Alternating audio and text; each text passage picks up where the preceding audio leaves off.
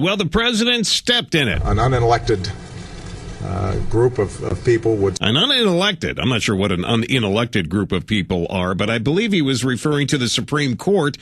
And now the Department of Justice has to write a 3-page, single-spaced letter to the Fifth Circuit Court of Appeals as to what the president meant by that, and does he believe that federal courts can overturn laws. Joining me right now, Bill Wilson from Americans for Limited Govt. Bill, this guy is a constitutional professor, law professor. Don't you think he knows the law? Well, one would hope, or else maybe there are a bunch of parents that should sue for their money back. But no, this was overreach on the president's part. He was trying to make a propaganda point, and in the process, undercut the credibility of the Supreme Court and the authority of the Supreme Court, and it extremely damaging and destructive, which is why I believe that as soon as people heard it and the reaction was so intense that they've been trying to walk it back and cover his butt ever since. Well, Bill, I've actually heard him double down a little bit on some of the things that he said. I believe that the president is hoping that the American people somehow get riled up, those that want Obamacare, and, will see this as judicial activism, even though they don't realize this is 1/3 of our government. Well, right, and look, if that's all, think about how petty that is to take the one of the 3 foundation institutions of our government and use it like a political punching bag, a ploy for a law that he should have known was unconstitutional to begin with. And assuming the court comes down that way, nobody knows how they're going to ultimately rule except them. But I just find the whole exercise by Obama to be demeaning and dangerous. Yeah. And for Judge Smith in Texas on the Fifth Circuit, he was totally legitimate to require this statement from the Justice Department because... What's interesting, Bill, is it would take a Texan to call out the president. I'm glad a Texan called out the president. Listen, hang on for me. When we come back, Gerald Treece is going to be joining us. I want to know from Gerald what he thinks is going to be in that 3-page single-space letter from the DOJ to the Fifth Circuit Court of Appeals. And, Gerald, let me ask you this. I just got a text message from a listener. He says the next step on the way to socialism is to declare a rogue court and nullify their authority over the president. Almost seems that that's what Obama was trying to do. What do you think is going to be in that letter from the DOJ to the Fifth Circuit Court of Appeals? Well, I'm not certain, but I think probably since President Obama is a teacher of constitutional law, he'll probably point out the given cases that he knows all too well. And that's Madison versus Marbury? Marbury against Madison from 1803 all the way down to United States versus Nixon.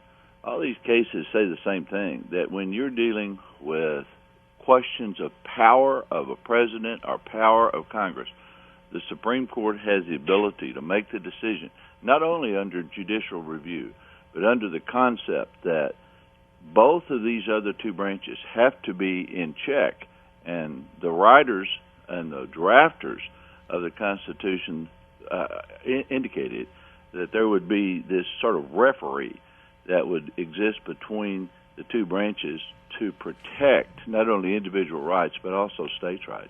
And, Bill, this is really what Americans for Limited Govt are talking about. That's why the 3 branches are there, to make sure that Congress doesn't pass laws that are unconstitutional and expand itself, right? Exactly, and the point that was just made, that the Congress and the president don't collude with one another to deny individual rights or to crush and impede the rights of the states as protected in the 9th and 10th Amendments. So the Supreme Court is absolutely integral here, and they're doing their job. Gerald Treece, South Texas College of Law, also joining us this morning. And Gerald, I appreciate you taking the time. Sure. 3 pages, single space. That sounds like a punishment to me. Was there something in there from this judge in Texas that also said you're going to do this and it's going to take you some time? Well, Judge Smith, who actually used to be the city attorney here in Houston, Texas, is a good man. he also has this feeling that you don't screw around with the federal courts. Right. And I think what will be in this will not only just it sounds like an assignment I would give my constitutional law class. Give me a 3-page essay about judicial review. I don't think it'll be as much of an importance as perhaps people think, because the lady from the Justice Department already admitted to the Fifth Circuit, as she should, that of course the Justice Department and the President will comply with court orders. But yeah, I felt kind of bad for her as I was watching that press conference. Yeah, she's got to defend the president. She knows he's wrong, and she's got to try and walk a thin line. Well, but the point I'm making, there's really no thin line at all. It's as clear as anything, and the fact that a Democratic president who would be complaining about a court doing things that perhaps an administration disagrees with, there's a tradition, I think, in this country where the Supreme Court has done some things which many people on the conservative side disagree with. No question. But that doesn't mean you just throw your hands up. Like Andy Jackson one time said, you guys have created these rules, now you go out and enforce them. There's a lot of rhetoric comes out of presidents, but I think the president knew exactly what he was doing, because the president, I think, was taking the position of the leader of his political party more than as president when he made that rather, I think, silly and awkward statement. I want to thank you both for joining me this morning. Gerald Treece, South Texas College of Law, Bill Wilson, Americans for Limited Government. We'll see if they get their homework in on time. That 3-page single-space letter from the DOJ has got to be there by noon today.